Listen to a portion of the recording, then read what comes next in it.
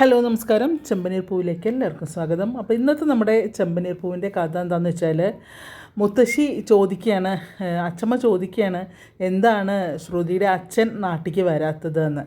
അപ്പോൾ ഇയാൾക്ക് എന്താ പറയേണ്ടതെന്ന് ഉത്തരമില്ല. അപ്പോൾ അയാളിങ്ങനെ വിചാരിക്കുന്നത്, ഞാൻ ഇനി എൻ്റെ കയ്യിൽ നിന്നൊരു കഥ അങ്ങോട്ട് എടുത്തിടാം, അതാവും ഇപ്പോൾ നല്ലത് എന്ന് പറഞ്ഞിട്ട് അയാൾ അങ്ങനെ കഥ പറയുകയാണ്. അപ്പോൾ പറയും, ശ്രുതിയുടെ അച്ഛൻ വളരെ പൈസ ഉള്ള ആളാണ്, കണ്ടമാനം സ്വത്തുണ്ട്, സ്വന്തമായിട്ട് നോട്ടെണ്ണൽ മെഷീൻ വരെ വീട്ടിലുണ്ട്. മാത്രമല്ല വീടിന് മുന്നിലൊരു ATM കൂടി സ്ഥാപിച്ചാണ് മൂപ്പർക്ക് പണം എടുക്കാൻ വേണ്ടിയിട്ട്. അപ്പം അത്രയും കോടീശ്വരനാണ് അദ്ദേഹം. പക്ഷേ മൂപ്പര് പൈസ ഉണ്ടാക്കുന്നതിൽ മാത്രമേ ശ്രദ്ധിച്ചുള്ളൂ. ഭാര്യ സുഖമില്ലാതായതും ഭാര്യയുടെ ഒരു കാര്യങ്ങളും അന്വേഷിക്കാണ്ടായി. പക്ഷെ എന്ത് ചെയ്യാം, ഭാര്യ മരിച്ചുപോയി. ശ്രുതിയുടെ അമ്മ മരിച്ചുപോയി അറിയുമ്പോൾ പിന്നെ ഇവള് എളേച്ച എന്ന് പറഞ്ഞു പറയും, എന്താ മോളെ ഞാൻ പറയുന്നത് സത്യമല്ലേ? അപ്പോൾ മരിച്ചു പോയി, ഇങ്ങനെ എൻ്റെ അമ്മ മരിച്ചു പോയി എന്ന് പറയല്ലേ അറിയും. അപ്പോൾ ഇങ്ങനെ കുറച്ച് നേരം അങ്ങനെ മിണ്ടാണ്ടിട്ട് അറിയും. പിന്നെ എന്താ വെച്ചാൽ, പിന്നെ ഏട്ടൻ വേറൊരു കല്യാണം കഴിച്ചു, ഒരു ചെറുപ്പക്കാരി പെണ്ണിനെ കല്യാണം കഴിച്ചു. അത് ശ്രുതിമോൾക്ക് ഇഷ്ടപ്പെട്ടില്ല. അങ്ങനെ ശ്രുതിമോൾ ദേഷ്യപ്പെട്ടിട്ട് അവിടുന്ന് നാട്ടിലേക്ക് പോകുന്നതാണ്. അതാണ് ശ്രുതി അച്ഛനോട് എപ്പോഴും മിണ്ടാതിരിക്കുന്നത്. അതുകൊണ്ടാണ് അച്ഛൻ നാട്ടിലേക്ക് വരാത്തത് എന്നാണ് പറയുന്നത്. അപ്പോൾ ചന്ദ്ര അടുത്തൊഴുക്കി ഇറങ്ങി, അതൊരു നല്ല കാര്യമല്ലേ, അച്ഛന് പ്രായമാകുമ്പോൾ ഒരാൾ നോക്കാൻ വേണം, അതൊരു നല്ല കാര്യമല്ലേ, അതിനെന്താ നോക്കി ചോദിക്കും. അപ്പോൾ പറയും, അതിനെന്താന്ന് പറയുമ്പോഴേ അതിനോ എന്ന് വെച്ചിട്ട് ഈ ഇളയച്ചൻ ഇങ്ങോട്ട് തിരിഞ്ഞ് നോക്കുകയാണ്. അപ്പോൾ പറയും, ഇങ്ങനെ ഇരിക്കണ്ട, നേരെ ഇരിക്കുക എന്നിട്ട് നേരെ ഇവർക്ക് അഭിമുഖമായിട്ട് ഇരുന്നിട്ട് ഞാനൊരു കാര്യം പറയാം. ഇപ്പോൾ ഇദ്ദേഹത്തിൻ്റെ ഭാര്യ നിങ്ങളങ്ങോട്ട് മരിച്ചുപോയി, ഞാനോ എന്ന് ചോദിക്കുമ്പോൾ ഞാനൊരു ഉദാഹരണം പറയുകയാണ്. അപ്പോൾ നിങ്ങൾ മരിച്ചുപോയി, അപ്പോൾ നിങ്ങൾക്ക് അദ്ദേഹത്തിന് പ്രായമാകുമ്പോൾ അദ്ദേഹത്തിനെ നോക്കാൻ വേറൊരു കല്യാണം, അദ്ദേഹം ഒരു ചെറിയ പെൺകുട്ടീനെ കല്യാണം കഴിച്ചു. അപ്പോൾ നിങ്ങളുടെ 3 ആൺമക്കൾക്കും അത് ഇഷ്ടപ്പെട്ടില്ല, അവരതിനെ എതിർത്തു. അപ്പോൾ അതാണ് ഇവിടെ ഉണ്ടായത് എന്നിങ്ങനെ അയാളൊരു എക്സാമ്പിൾ പറഞ്ഞു കൊടുക്കും. എന്നാലും ഞാൻ മരിക്കുന്നത് പറയണോ എന്ന് വയ്ക്കും, ഞാനൊരു ഉദാഹരണം പറഞ്ഞതല്ലേ എന്ന് പറയും. അപ്പോഴേക്കും നമ്മുടെ ശ്രുതിയുടെ അമ്മ ശ്രുതിക്കൊരു ഫോൺ വരികയാണേ. ഫോൺ വരുന്ന സമയത്ത് അവൾ ഫോണും കൊണ്ട് പോകും. അപ്പോൾ അമ്മയാണ്. അപ്പോൾ എന്താ അമ്മ, എന്തിനാണ് വിളിച്ചത്? ഞാൻ ഇവിടെ തിരക്കിട്ടുള്ളൊരു ജോലിയിലാണ്, എന്തിനാണ് അമ്മ ഇപ്പോൾ വിളിച്ചത് എന്ന് വയ്ക്കും. അപ്പോൾ പറയും, അപ്പോൾ അവിടുന്ന് വേറെ കുഴപ്പമൊന്നുമില്ലല്ലോ, അസുഖമൊന്നുമില്ലല്ലോ അല്ലേ എന്നൊക്കെ ചോദിക്കുമ്പോൾ, ശരി എന്നാൽ ഞാൻ പിന്നെ വിളിക്കാം, ഞാൻ അങ്ങോട്ട് വിളിച്ചോളാം, വേറെ കുഴപ്പമൊന്നുമില്ലെങ്കിൽ ഞാൻ പിന്നെ വിളിക്കാം എന്ന് പറഞ്ഞിട്ട് അവൾ തിരിച്ചിങ്ങോട്ടനെ വരികയാണ്. വരുമ്പോഴും ശ്രുതിയുടെ അമ്മ മരിച്ച കഥയാണ് പറയുന്നത്. നല്ലൊരു സ്ത്രീയായിരുന്നു അവർ എന്നൊക്കെ മരിച്ചു എന്നൊക്കെ പറയുമ്പോഴേക്കും നമ്മുടെ ശ്രുതിക്ക് അങ്ങോട്ട് കയറും ദേഷ്യം. ശ്രുതി അറിയും, ഇളയച്ച നിർത്ത്, എൻ്റെ അമ്മ മരിച്ചിട്ടൊന്നുമില്ല, എന്തിനാ എൻ്റെ അമ്മ മരിച്ചു പറഞ്ഞുകൊണ്ടിരിക്കുന്നത്, എൻ്റെ അമ്മ മരിച്ചിട്ടില്ല അറിയുമ്പോൾ എല്ലാവരും അന്തം വിട്ട് നിൽക്കുകയാണ്. അപ്പോൾ എല്ലാവരും സീറ്റിൽ നിൽക്കേ, നീ എന്താ പറയുന്നത് ശ്രുതി, അമ്മ മരിച്ചു എന്നല്ലേ നീ പറഞ്ഞത് നോക്കിയോ ദേവി. അപ്പോൾ പെട്ടെന്ന് നമ്മൾ ആകെ അന്താളിപ്പാവും. അപ്പോൾ പറയും, അമ്മ മരിച്ചാൽ എൻ്റെ മനസ്സിൽ അമ്മ മരിച്ചിട്ടില്ല, എൻ്റെ അമ്മ ഇപ്പോഴും ജീവനോടെ ഉണ്ട്, അതാണ് എന്നറിയും. അങ്ങനെ. അപ്പോൾ അറിയാം, എന്നാലും അതൊരു സത്യമല്ലേ ശ്രുതി, അമ്മ മരിച്ചു എന്നുള്ളതൊരു സത്യമല്ലേ എന്നിങ്ങനെ ഇളയച്ചൻ പറയുകയാണ്. അത് കഴിഞ്ഞ് എല്ലാവരും ഇങ്ങനെ അവൾ ഇങ്ങനെ വയ്ക്കുമ്പോൾ, സോറി അങ്കിൾ, ഞാൻ എല്ലാവരും സന്തോഷമായിരിക്കുന്നത് ഇല്ലാണ്ടാക്കി, സോറി എന്നൊക്കെ പറയുമ്പോൾ അത് കുഴപ്പമില്ല. പിന്നെ മോളെന്തിനാണ് വിഷമിക്കുന്നത്, മോൾക്ക് അമ്മയായിട്ട് ഞാനില്ലേ, നമ്മളെ ചന്ദ്ര കയറി ഗോളടിക്കുകയാണ്. അപ്പോൾ ഒന്നുകൊണ്ടും വിഷമിക്കണ്ട, മോളുടെ അമ്മയായിട്ട് എന്നെ കണ്ടാൽ മതി, ഞാനില്ലേ മോളുടെ അമ്മയായിട്ട് എന്നൊക്കെ ഇങ്ങനെ പറഞ്ഞുകൊണ്ടിരിക്കുകയാണേ. അത് കഴിഞ്ഞ് അതിൻ്റെ ഇടയ്ക്ക് ആടിൻ്റെ കാര്യവും ആടിൻ്റെ തോലിൻ്റെ ബിസിനസ്സും ഇതൊക്കെ പറയുന്നുണ്ടായല്ലോ കേട്ടോ. അതിൻ്റെ ഇടയ്ക്ക് ഇയാൾ പിന്നെ ശ്രുതി ചന്ദ്ര പറയുന്നുണ്ട് ശ്രുതിയോട്, നീ പോയിട്ട് ആ കരിമ്പെടുത്ത് പൊട്ടിച്ചെല്ലാവർക്കും കൊടുക്കുക എന്ന് പറയും. അപ്പോൾ അങ്ങനെ കരിമ്പെടുത്ത് പൊട്ടിക്കാൻ നോക്കുക, കാലിൻ്റെ മുകളിൽ വെച്ച് പൊട്ടിച്ച് കൊടുക്കാൻ നോക്കുക ശ്രുതി. അപ്പോൾ അത് പൊട്ടുന്നില്ല, ഇതെന്തത് കമ്പിയോ എന്ന് പറഞ്ഞിട്ട്. അപ്പോൾ സച്ചി വാങ്ങിയിട്ട് അതിങ്ങനെ കാലിൻ്റെ മുകളിൽ വെച്ച് ഇങ്ങനെ പൊട്ടിച്ച് ഓരോരുത്തർക്ക് കൊടുക്കുക. ഇത്ര ഈസിയാണോ ഇത്, നോക്കട്ടെ എന്ന് പറഞ്ഞിട്ട് അയാൾക്ക് കൊടുത്തൊരു കഷ്ണം കരിമ്പോൾ അയാൾ കാലിൻ്റെ മുകളിൽ വെച്ച് പൊട്ടിക്കുമ്പോഴേക്കും അയാൾ എന്ന് പറഞ്ഞിട്ട് ഇങ്ങോട്ട് കരയും. അതിൽ ഉമ്മ നോക്കുമ്പോൾ അല്ല അമ്മ എന്ന് പറയും കേട്ടോ. അങ്ങനെ അയാളുടെ ക്യാരക്ടർ അയാളിനെ വിളിച്ച് പറയുന്നുണ്ട് ചില സമയങ്ങളിൽ. അത് കഴിഞ്ഞ് പിന്നെ വർത്താനൊക്കെ പറഞ്ഞിങ്ങനെ ഇരിക്കുമ്പോൾ പിന്നെ എല്ലാവരും കൂടെ കരിമ്പ് തിന്നുക. അപ്പോൾ ഉള്ളിലിരുന്നിട്ട് പെണ്ണുങ്ങൾ 4-5 ആൾക്കാരൊക്കെ കൂടെ ഇരുന്ന് ശ്രുതി, പിന്നെ രേവതി, വർഷ, അച്ചമ്മ, ചന്ദ്ര അവരൊക്കെ കൂടെ ഇരുന്നിട്ട് ഇങ്ങനെ കരിമ്പ് ഒരു പേപ്പറൊക്കെ വിരിച്ച് കരിമ്പ് ഇങ്ങനെ തിന്നിട്ട് അതിലിങ്ങനെ ഇടുകയാണ്, എല്ലാവരും വട്ടളഞ്ഞിരുന്നിട്ട്. അപ്പോൾ എന്താണ് പറയുന്നുണ്ട്, നീ എന്താ വർഷ ചോദിക്കുകയാണ് ശ്രുതിയോട്, ശ്രുതി ചേച്ചി ഓക്കെ അല്ലേ നോക്കുമ്പോൾ ആ ഓക്കെയാണ്, ഇപ്പോൾ കുഴപ്പമൊന്നുമില്ല എന്ന് പറയും. അപ്പോൾ പറയും അത് അങ്ങനെയാണ്. അപ്പോൾ നമ്മുടെ രേവതി പറയും അതങ്ങനെയാണ്, നമ്മളെ വീട്ടിൽ നിന്ന് ഒരാൾ പോയി കഴിഞ്ഞാലേ ഉള്ളൂ അതിൻ്റെ വിഷമം നമുക്ക് മനസ്സിൽ നിന്ന് പോവില്ല. ആ വിഷമം ഞങ്ങളെ അച്ഛൻ മരിച്ചു എന്ന് ഞങ്ങൾക്ക് ഇപ്പോഴും വിശ്വസിക്കാൻ പറ്റുന്നില്ല എന്നൊക്കെ പറയും. അതിന് ശ്രുതി നീ വിഷമിക്കണ്ട, നിൻ്റെ അമ്മയായിട്ട് ഞാനില്ലേ എന്ന് പറയുമ്പോൾ നമ്മളെ രേവതി ഇങ്ങനെ നോക്കും കേട്ടോ. നിൻ്റെ അമ്മയായിട്ട് ഞാനില്ലേ, നീ എന്തിനാണ് വിഷമിക്കുന്നത്? അപ്പോൾ അച്ഛമ്മ രേവതിനെ നോക്കുമ്പോൾ രേവതിയുടെ മുഖം ഒരുമാതിരി ഇരിക്കും വിഷമിച്ചിട്ട്. അപ്പോൾ അറിയും ചന്ദ്രേ നിന്നോട് ഞാൻ പറഞ്ഞിട്ടുണ്ട് നിൻ്റെ മരുമക്കളെ മൂന്നാളെ ഒരുപോലെ കാണണമെന്ന്.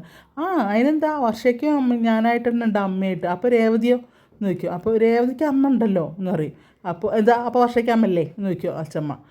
അപ്പോൾ വർഷ പറയും അയ്യോ എനിക്ക് ഒരമ്മ മതി, ഉള്ള അമ്മ തന്നെ ധാരാളം തന്നെ, ഇനി വേറൊരു അമ്മ വേണ്ട, കാരണം ആ അമ്മയുടെ അടുത്ത് ചീത്ത കേട്ട് മതിയായി, ഇനി വേറൊരു അമ്മ വേണ്ട, കാരണം അമ്മ വേണ്ട, ആൻറ്റി തിന്നാൽ മതി, അമ്മയായിട്ട് വരണ്ട, ഉള്ളൊരമ്മ മതി എന്ന് പറയും. അത് അച്ഛമ്മയ്ക്ക് നല്ല ഇഷ്ടപ്പെടും. നമ്മളെ ചന്ദ്രാകെ വഷളാവും ചെയ്യും. രേവതി വർഷം നല്ല കറക്റ്റ് സമയത്ത് തിരിച്ചൊരു കൊടുക്കുകയാണ്. അപ്പം ചന്ദ്ര അപ്പോൾ അച്ഛമ്മ എന്നിട്ട് ഇങ്ങനെ ചൂണ്ടിക്കാണിക്കും വർഷേനെ ചന്ദ്രനെ നോക്കിയിട്ട്. അതിനൊന്നും പറയാനില്ല അവർക്ക്. അതിലൊരു ഇട്ട് കരിമ്പ് ഒന്നും കൂടെ കടിച്ച് വലിക്കുകയാണ് നമ്മളെ ചന്ദ്ര. അപ്പോൾ രേവതിക്കും അത് ഇഷ്ടപ്പെടും. അങ്ങനെ അത് കഴിഞ്ഞ് ഇവർ പുറത്ത് അപ്പോൾ കരിമ്പ് തീറ്റയും ഒക്കെ ആയിട്ട് എല്ലാവരും കൂടെ ഇരിക്കുകയാണ്. അപ്പോൾ എന്താണ് സുധി കരിമ്പ് കടിച്ച് വലിച്ചിട്ട് കിട്ടണില്ല. പറയും ഇതെന്തത് എന്ന് പറയുമ്പോൾ എല്ലാവരും കടിച്ച് തിന്നുന്നുണ്ട്, ഇയാൾക്ക് മാത്രം പറ്റണില്ല.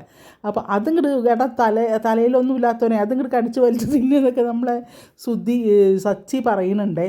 അപ്പോഴേക്കും ഇയാൾ അങ്ങോട്ട് വരികയാണ് ഇളയച്ചൻ. ഇതുവരെ നിങ്ങളുടെ ഈ കരിമ്പ് തീറ്റ കഴിഞ്ഞില്ലേ എന്ന് പറയും. അപ്പോൾ നിങ്ങൾ കുളിച്ചോ എന്ന് ചോദിക്കും രവി. ഞാൻ കുളിച്ചു. അപ്പോൾ ഞാൻ കുളിക്കുമ്പോൾ തിന്നു കരിമ്പ് എന്ന് പറയും.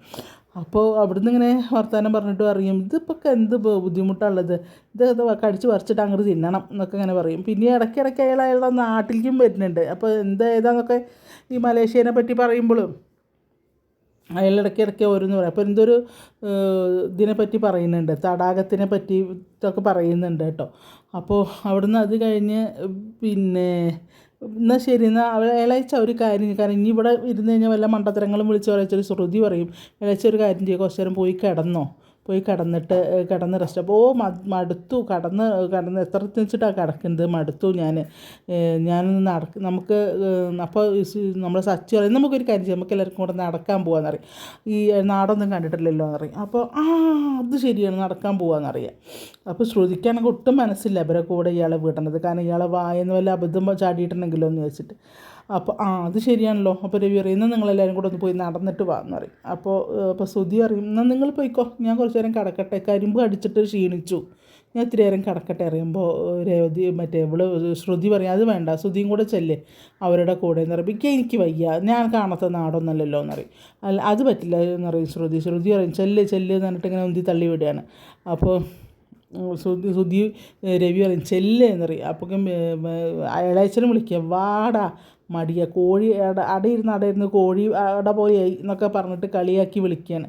അങ്ങനെ അവസരം മനസ്സോടെ എനിക്ക് വയ്ക്കുക എന്നൊക്കെ പറഞ്ഞിട്ട് പോവുക. അപ്പോൾ നമ്മളെ സച്ചി വിളിക്കുന്നുണ്ട് ഇങ്ങോട്ട് വാടാ എന്ന് പറഞ്ഞിട്ട് വിളിക്കുന്നുണ്ട്. ശ്രീകാന്ത് അവിടെ തന്നെ ഇരിക്കും ചെയ്യും കേട്ടോ.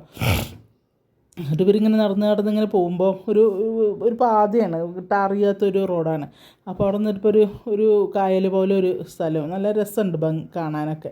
അപ്പോൾ പറയും നല്ല ഭംഗിയില്ലേ ഞങ്ങളുടെ നാട് കാണാൻ പറഞ്ഞപ്പോൾ പിന്നെന്താ നല്ല രസമുണ്ട്, നല്ല ഭംഗിയുണ്ട് കാണാൻ എന്നൊക്കെ പറയും. അപ്പോൾ എന്താ പറയുക, ഇതിങ്ങനെ പറഞ്ഞുകൊണ്ടിരിക്കുക വർത്തമാനം എല്ലാവരും കൂടി, സച്ചിയുടെ ഫ്രണ്ടും സുധിയും ഈ അലച്ചനും കൂടിയാണ് നടക്കുന്നത്. അപ്പോൾ ഇങ്ങനെ പറയുമ്പോൾ നിങ്ങളവിടെ ഇവിടെ വെള്ളം കയറാറുണ്ടോ, ഇങ്ങനെ ഇതാകുമ്പോൾ ഈ കായലോരത്താകുമ്പോൾ വെള്ളം, എൻ്റെ വീട്ടിൽ കഴിഞ്ഞ പ്രാവശ്യമൊക്കെ വെള്ളം കയറിയെന്ന് പറയും. അതിലറിയും വെള്ളമോ എന്നറിയുമ്പോൾ ഞങ്ങൾ തടാകത്തിൻ്റെ കരയിൽ എനിക്ക് കുറച്ച് വീടുകളുണ്ട്, ആ തടാകം എന്ന് പറയുമ്പോൾ വെള്ളം അകത്തേക്ക് കയറും, കണ്ടിട്ടില്ലേ ദുബായിലൊക്കെ വെള്ളപ്പൊക്കം വരുമ്പോൾ റോഡിൽ കൂടെയാണ് വെള്ളം ഒഴുകുന്നത് എന്നൊക്കെ പറയും. അപ്പോൾ സച്ചിൻ്റെ കൂട്ടുകാരൻ പറയും ഇപ്പോൾ പോയി ദുബായിലെത്തിയോ എന്ന് ചോദിക്കും. അത് കഴിഞ്ഞ് എന്തോ പാരീസിൻ്റെ എന്തോ പറയുന്നുണ്ട്, പാരീസ്. അപ്പോൾ പറയും പാരീസ് എന്താ ഏതൊരു സ്ഥലത്തിന് അപ്പുറത്തല്ലേ പാരീസ് എന്നിങ്ങനെ പറയുന്നുണ്ടാവും. പാരീസിൽ ഞാൻ ഇടയ്ക്കിടയ്ക്ക് പോയി സാധനങ്ങൾ വാങ്ങി കൊടുന്നേക്കുന്നതാണ് കടയിൽ. അപ്പോൾ നല്ല വെയിലാണ്. ഈ വെയിലിൻ്റെ സമയത്ത് ആടിൻ്റെ തോലങ്ങോട്ട് വെട്ടി ഉണക്കാട്ടുണ്ടെങ്കിൽ നല്ലതായിട്ട് ഉണങ്ങി കിട്ടുമെന്ന് പറയുമ്പോഴും ഇയാൾ എന്ത് പറഞ്ഞാലും അടുത്ത നിമിഷം ആട്. അപ്പോൾ പോത്തിൻ്റെ എല്ല് കടിക്കണ കാര്യം പറയുന്നുണ്ട് സുധിയോട്. നീ ഈ കരിമ്പ് കടിക്കാൻ വയ്യെങ്കിൽ പിന്നെ എങ്ങനെ നീ പോത്തിൻ്റെ എല്ല് കടിക്കുക എന്ന് പറയുമ്പോൾ ഇവർ ഈ പോത്തിൻ്റെ എല്ലോ എന്ന് പറയും. പോത്തിൻ്റെ എല്ലുണ്ടല്ലോ, ആ എല്ലിൻ്റെ മുകളിൽ ഇറച്ചിണ്ടാവും, അത് കടിച്ചെടുക്കണം എല്ലും കൂടെ, അതാണ് രുചി. നിങ്ങൾ പറ ആടിൻ്റെ എല്ലാണോ ടേസ്റ്റ്, പോത്തിൻ്റെ എല്ലാണോ ടേസ്റ്റ് എന്ന് പറയുന്നത് ഇങ്ങനെ പറയുന്നുണ്ട് കേട്ടോ ആ ഇത് കൂടിയിരിക്കുന്ന സമയത്ത്. അപ്പോൾ എല്ലാവരും പറയും ഇതെന്തൊരു സ്വഭാവമാണ്, ഇതെന്ത് ഒരു മിനിറ്റ് ഇത് പറയുമ്പോഴൊക്കെ ആടിൻ്റെ കാര്യം എടുത്തിരുന്നുണ്ടല്ലോ എന്ന് പറയുമ്പോൾ ചന്ദ്രയാണ് ഇപ്പോൾ പറയുന്നത്. അങ്ങനെ അവിടുന്ന് എല്ലാവരും കൂടെ പിന്നെ അതിനുശേഷം നടക്കാൻ പോകുമ്പോഴാണ് ബാക്കിയുള്ള കഥകളൊക്കെ വരുന്നത്. അപ്പോൾ കാണാൻ പെട്ടെന്നൊരു ആട് കരയും, ആട്ടിൻകുട്ടി കരയുന്ന ശബ്ദം വെക്കുമ്പോൾ ഇതൊക്കെ ആട്ടിൻ്റെ കുട്ടി കരയുന്ന ശബ്ദം കേൾക്കാണ്ട് കാരണം ആടിൻ്റെ ഒപ്പം ഇയാൾ കരയാണ് കൂട്ടത്തിൽ. ആടിൻ്റെ കരച്ചിലേക്കുമ്പോൾ ഇയാൾ പറയും എന്താണെന്നറിയില്ല, എനിക്ക് ഈ ആടുകളൊക്കെ കരയുമ്പോൾ വല്ലാത്തൊരു ഇതാണ് എന്നൊക്കെ പറയും. ഈ നാൽക്കാലികളെ കാണിച്ചു തരാമെന്ന് പറഞ്ഞിട്ടാണ് വിളിച്ചും കൊണ്ട് വന്നത് കേട്ടോ, അതാ രസം. അത് കഴിഞ്ഞ് പിന്നെ ഓരോരോ വർത്തമാനങ്ങൾ പറഞ്ഞിട്ട് ഇങ്ങനെ നടക്കുകയാണ്. അതിൽ പറയും പിന്നെ അപ്പോൾ സുധിക്കാണെങ്കിൽ ഇയാൾ എന്ത് പറഞ്ഞാലും വലിയ കാര്യമാണ്. കാരണം അപ്പോൾ പിന്നെ വർത്തമാനം പറഞ്ഞപ്പോൾ നീ ചോദിക്ക് പിന്നെ സ്കോച്ചിൻ്റെ കാര്യം ചോദിക്കാറ്. അപ്പോൾ സച്ചിയുടെ ഫ്രണ്ടാണ് ചോദിക്കുന്നത് ഈ സ്കോച്ചിൻ്റെ കാര്യം പറഞ്ഞപ്പോൾ എന്തൊരു സംശയം രണ്ടാൾക്കും എന്താ പറ്റിയതെന്ന് നിൽക്കുമ്പോൾ അതല്ല ഞങ്ങൾ വന്നപ്പോൾ തൊട്ട് ചോദിക്കണം എന്ന് വിചാരിച്ചതായിരുന്നു എന്ന് പറയും. സച്ചി എന്താടോ ചോദിക്കുക എന്നറിയും. അല്ല സ്കോച്ചൊന്നും കൊടുന്നില്ലേ, സ്കോച്ചോ എന്ന് പറയും. അപ്പോൾ ഇത് സുധി ചീത്തറിയാണ്, നിനക്കിത് മാത്രമേ ഉള്ളൂ, മുണ്ടാണ്ടിരിക്കടാ അവിടെ എന്നറിയും. നീ മുണ്ടാണ്ടിരിക്കുക എന്നറിയും. അപ്പോൾ സച്ചി പറയൂ സ്കോച്ച് കൊടുക്കണം നോക്കിയപ്പോൾ പിന്നെ ഞാൻ സ്കോച്ച് കൊടുത്തിട്ടുണ്ട്, 5 സ്കോച്ച് കൊടുത്തിട്ടുണ്ട്, നിങ്ങൾക്ക് ഓരോന്ന് തരാൻ വേണ്ടി ഞാൻ കൊടുക്കുന്നതാണ്. പിന്നെ പക്ഷേ എന്താ അവൾ അറിയും. അപ്പോൾ ഭയങ്കര സന്തോഷമാവും, സ്കോച്ച് കൊടുന്നല്ലോ എന്ന് പറഞ്ഞപ്പോൾ ഭയങ്കര സന്തോഷമാവും കേട്ടോ.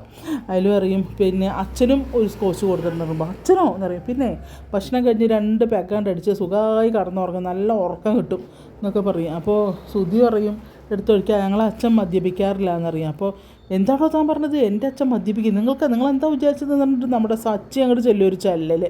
അതിൽ പറയും ഞങ്ങൾ അച്ഛനെ പറ്റി അനാവശ്യം പറഞ്ഞാലുണ്ടല്ലോ, ഞങ്ങൾ അച്ഛൻ ഇന്ന് വരെ മദ്യപിച്ചിട്ടില്ല എന്നറിയും. അപ്പോൾ ഇല്ല അതിനെന്തിനാന്ന് പറയുമ്പോൾ അടിക്കാൻ ചിലപ്പോൾ ഇയാളിങ്ങനെ ഒരു തട പോലെ ഇങ്ങനെ കൈ ഇങ്ങനെ കരാട്ട സ്റ്റൈലിൽ ഇങ്ങനെ നിൽക്കും. എന്നിട്ട് പറയും പിന്നെ കൈവിട്. അപ്പോൾ നമ്മുടെ സുധി പിടിച്ചിട്ട് ഇയാളെ കൈ താത്താൻ നോക്കുമ്പോൾ പറ്റുന്നില്ല, കാരണം അത്രയും ബലത്തിലാണ് അയാൾ പിടിച്ചിരുന്നത്. അതിൽ പറയും നിങ്ങൾ കൈ താത്തുകയെന്ന് പറയും. അതിൽ പറയും ഞാനതൊന്ന് പറഞ്ഞിട്ടല്ലേ ഉള്ളൂ, അപ്പോഴേക്കാണ് എന്നോട് തല്ലാൻ വരുന്നത്, നിങ്ങൾക്ക് അറിയില്ല എന്നെ എന്നൊക്കെ അങ്ങനെ പറഞ്ഞിട്ട് ഇങ്ങനെ ഇതൊക്കെ ആക്കണ പോലെയൊക്കെ നിൽക്കും, ഈ ഫൈറ്റ് ചെയ്യണ പോലെയൊക്കെ നിൽക്കുകയൊക്കെ ചെയ്യാനേ. അങ്ങനെ അവിടുന്ന് എങ്ങനെയെങ്കിലും ഇയാളുടെ വായിലിരിക്കണതെന്ന് പുറത്ത് അടിക്കാൻ വേണ്ടിയിട്ടുള്ള പങ്കപ്പാടിലാണ് നമ്മുടെ സച്ചീൻ്റെ ഫ്രണ്ടും. കൂട്ടത്തിൽ മറ്റേ ഇനിയിപ്പോൾ ഇതെങ്ങാനും സ്കോച്ചെങ്ങാനും കൊടുത്തിട്ടുണ്ടെങ്കിൽ അതും കിട്ടുമല്ലോ എന്നുള്ളത് ഇതിലിരിക്കുകയാണ്. അങ്ങനെ ഇന്നത്തെ അവരുടെ ഒരു ഇത് കഴിഞ്ഞു, നടക്കാൻ പോയിരിക്കുകയാണ്. പതുക്കെ ചനക്കി എടുക്കുകയാണ് നമ്മളുടെ സച്ചി. ആരാന്ന് പുറത്ത് അടിക്കണമല്ലോ അതിന് വേണ്ടിയിട്ട്. അപ്പോൾ ഇന്നത്തെ ചെമ്മണ്ണൂർ കുഴപ്പമില്ലാത്ത രീതിയിൽ പോയിട്ടുണ്ട്. അപ്പോൾ ഞാൻ കഥ ജസ്റ്റ് ഒന്ന് ഇവിടെയൊക്കെ ആയിട്ടാണ് പറഞ്ഞത്. നിങ്ങൾ മിസ് ചെയ്യേണ്ട, കാണണം കേട്ടോ സീരിയൽ, നല്ല രസമാണ് കാണാൻ. അപ്പോൾ അതുപോലെ എൻ്റെ രാധാസ്വാമിലി കിച്ചണും മിസ് ചെയ്യേണ്ട, നിങ്ങൾ കാണണം, നിങ്ങളുടെ അഭിപ്രായങ്ങൾ പറയണം. അതുപോലെ പിന്നെ നിങ്ങളുടെ സബ്സ്ക്രൈബ് ചെയ്യാത്ത ആൾക്കാരാണെങ്കിൽ ഒന്ന് സബ്സ്ക്രൈബ് ചെയ്ത് ബെല്ലൈക്കണൊക്കെ അമർത്തി. ഓക്കെ, എല്ലാവർക്കും നല്ലൊരു ദിവസം ആശംസിക്കുന്നു. എല്ലാവർക്കും നല്ല നല്ല സ്വപ്നങ്ങളൊക്കെ സാക്ഷാത്കരിക്കട്ടെ. ആയുരാരോഗ്യ സൗഖ്യത്തോടു കൂടി എല്ലാവരും ഇരിക്കട്ടെ എന്നും പ്രാർത്ഥനയോടുകൂടി രാധാ